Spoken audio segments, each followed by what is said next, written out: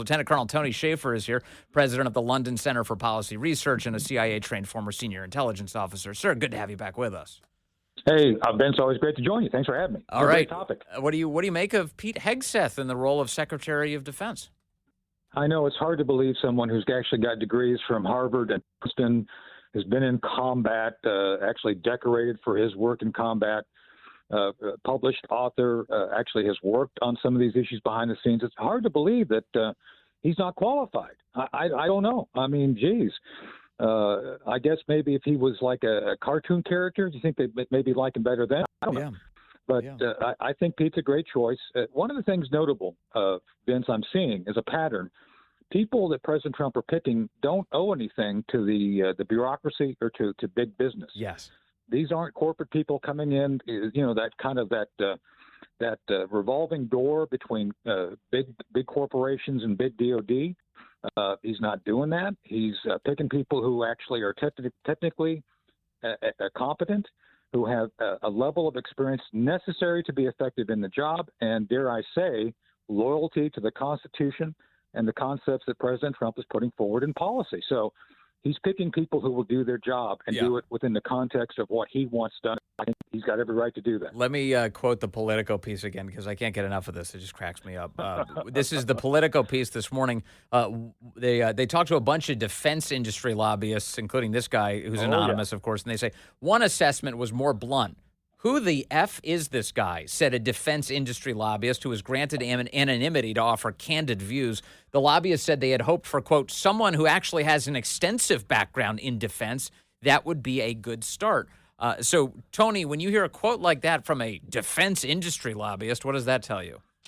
They want a general or a senior executive who spent their entire life sucking off the I'm going to get the proper word without getting you in trouble, sucking off the trough of the republic, and who are committed to continuing the extensive and uncontrolled spending of DOD. That's what they're saying. Yes, they want them to PG it up a little bit more. They want access to the all-you-can-eat buffet of federal tax dollars that they've had before, but not anymore. Exactly. Not anymore. No. Thank you, though, for working through that. I appreciate that. But no, that's critical, isn't it? And that's such a smart observation. All these guys who are coming in, they're not beholden to any of these institutions, which normal people take as a very positive sign. Yeah. So Lloyd Austin came off a board. I know General Austin. He came through like most generals. They get up to that 4-star level, jump off, get a multi high 6-figure job at a corporation, then they come back into the government, and they basically feed off each other. One of my heroes, General Eisenhower, President Eisenhower, warned us of the military-industrial congressional complex. That complex, Vince, is one of the reasons we have unlimited spending that most people would recognize, and Pete has accurately said in interviews that the Pentagon's not actually working and posturing itself towards the next war. They're simply kind of reformatting the old wars and funding that. So Pete doesn't have that illusion. I have not talked to Pete since he's been nominated, but I know his thinking on this.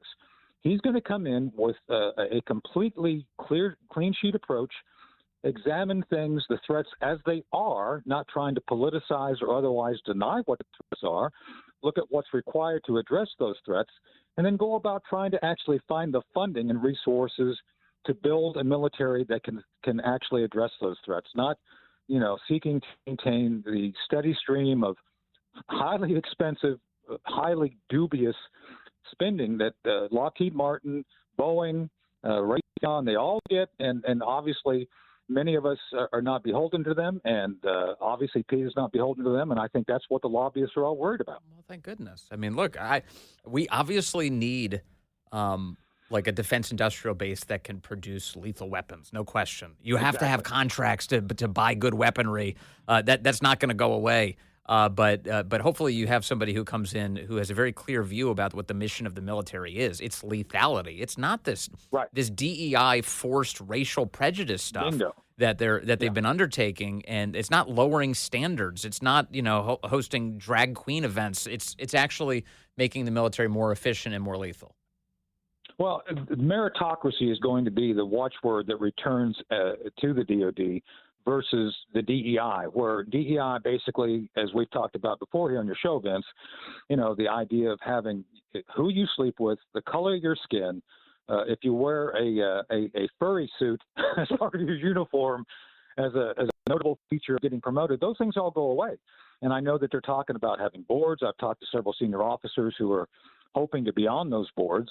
And the idea is not vengeance. It's not to go after people for their beliefs. The idea is, how well did you perform your job as a senior officer? Were you successful? Did you actually lead to winning a war or winning a battle? Yeah.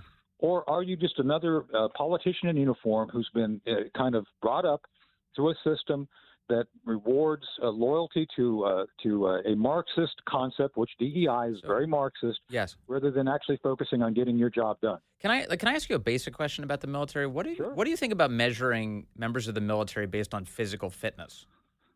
Well, we've lost the bubble on that. I know several officers who have not actually wanted to be maintained to that standard. I mean, most people, and one of my friends, and we've talked about him before, General Joe Dunford, Fighting Joe Dunford.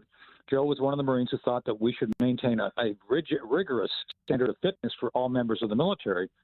It's not been quite so enforced lately, something we have to get back to. And also, we have to get back to trying to encourage kids who want to enlist to be physically fit as well.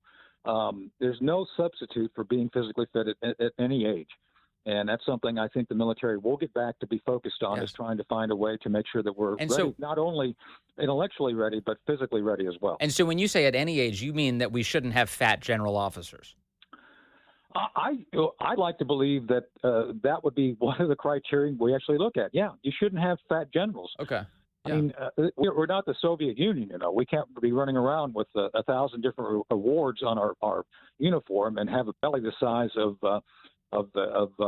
Congressman Adler. Yes. I just think it sends a message to the troops if they have a pear-shaped leader, and that's not what you need, So when you're, one of the things that we're looking at here is there was a report yesterday from the Wall Street Journal that President Trump is drafting, or at least there in front of him is a draft executive order that would create a board that would purge generals. They're calling it a warrior board of retired senior military personnel with the power to review 3- and 4-star officers and basically decide which of them need to be fired immediately. One of the details here that I wasn't aware of until I was reading more about it is that there's historic precedent for this, because General George C. Marshall had created something in 1940, the very same thing, and called it a plucking board. It was a plucking board. And the idea was that he put 6 retired officers on a board who were empowered to remove from line promotion any officer for reasons deemed good and sufficient. That was the standard. Yep. And in other words, this has historic precedence, Tony Schaffer. Yeah. So that's exactly the point. So what he did, Marshall, is examine the military force he had available in 1940. Remember, we were ramping up to go to war. I'm not saying we're going to war now. I'm just saying the military is very negligent in actually maintaining warriors. And this board would set up a series of very well-defined criteria. The current serving officers would be measured against that criteria. A board would interview, and make decisions. And, oh, by the way, one of the things one of the lessons President Trump, I think, has learned is that he is the commander-in-chief. He has the right to choose anybody he wants to be maintained in the military or fire those. Any senior officer serves at the convenience of the senior executive. And I think President Trump was buffaloed on that last time. I don't think he's going to be buffaloed on it this time. Okay, let me ask you about some of your other thoughts on some of these other foreign policy picks. Director of National Intelligence today, Tulsi Gabbard, selected by President Trump. This is a woman who I was just going into some more detail on, has been spied on by the United States government. She's had air marshals sent to track her. She's been treated as a terrorist by the government. What must the intel community think now that she's being given this incredibly important post? Well, there should be a pucker factor there, because she's coming in now. Full disclosure, I know Tulsi. We're friends. I advised her when she was a member of Congress. So my words, please take my words with that in mind. I think she's not only qualified, she has motivation to actually examine these things from the perspective of a typical citizen who served her country well. She is still, by the way, a lieutenant colonel in the Army Reserve. She's a serving officer. So the idea that she, because of her political beliefs, would be spied on by the government simply because she's inconvenient, her ideas are inconvenient to the current administration, is very dangerous. And so I think she's the right person to go in there to examine that.